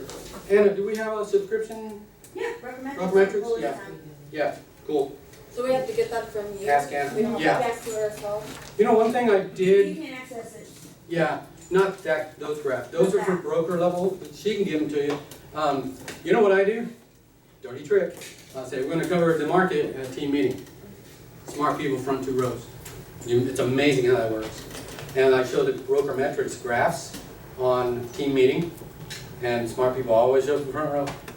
So we can't access it ourselves. There's a tool, well, you can buy it if you want to. It's like $100 a I mean, are month. you talking about just the market statistics that I already shared? Yeah, yeah. Right? So yeah, it's a download of the MLS. There's an ugly, slow way to get it from the MLS. Just ask Anne, she'll get it. That's just what it is. So that's just the data. What you do with the data is critical. What else, guys?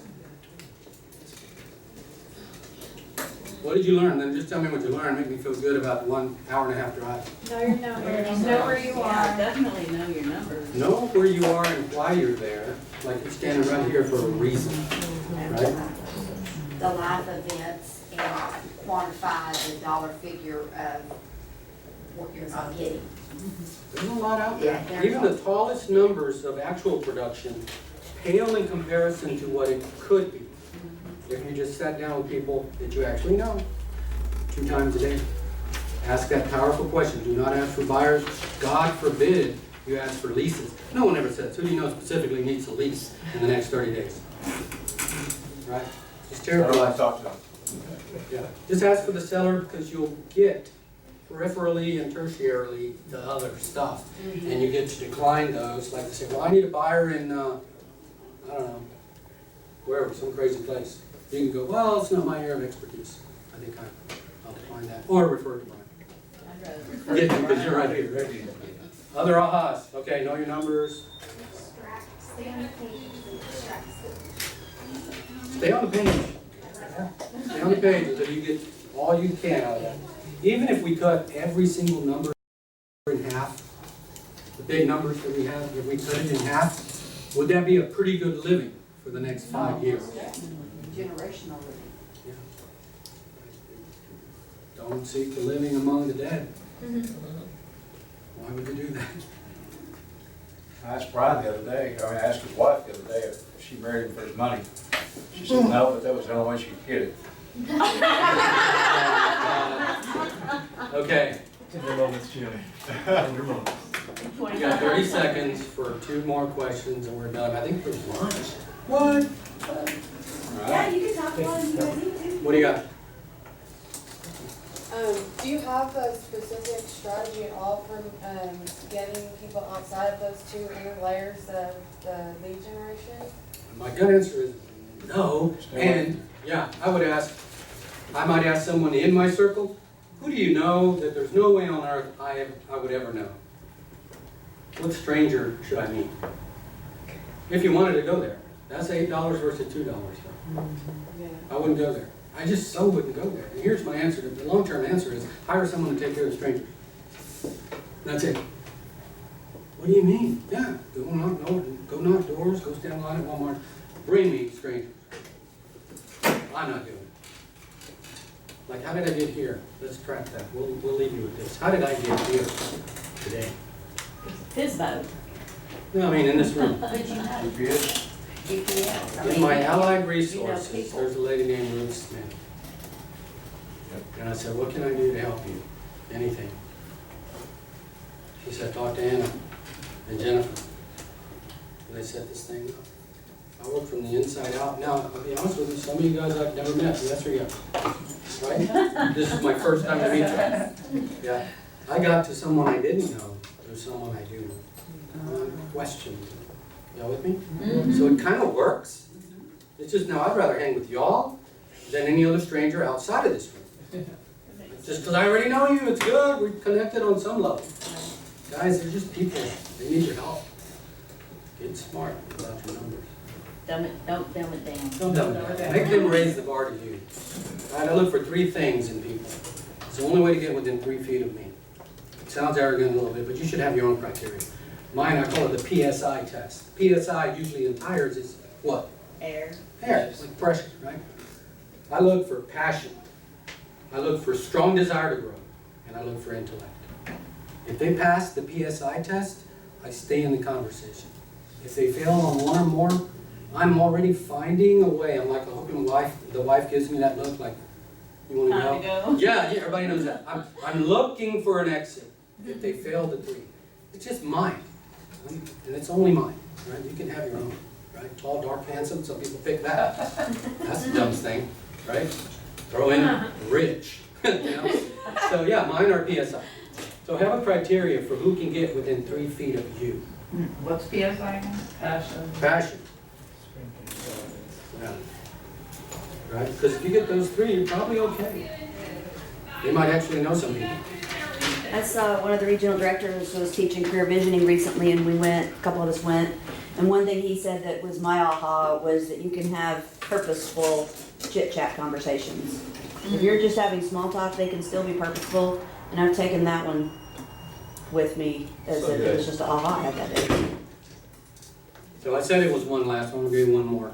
Your friend, everybody name out loud on 3, your best friend in the friend bubble. Ready? 3, 2, 1. Okay, that person, they've got a page all their own. Think about that craziness. That one person has a bubble sheet all their own. So I think if I had a microphone, I'd drop it. All right, guys, thank you so much for having me out.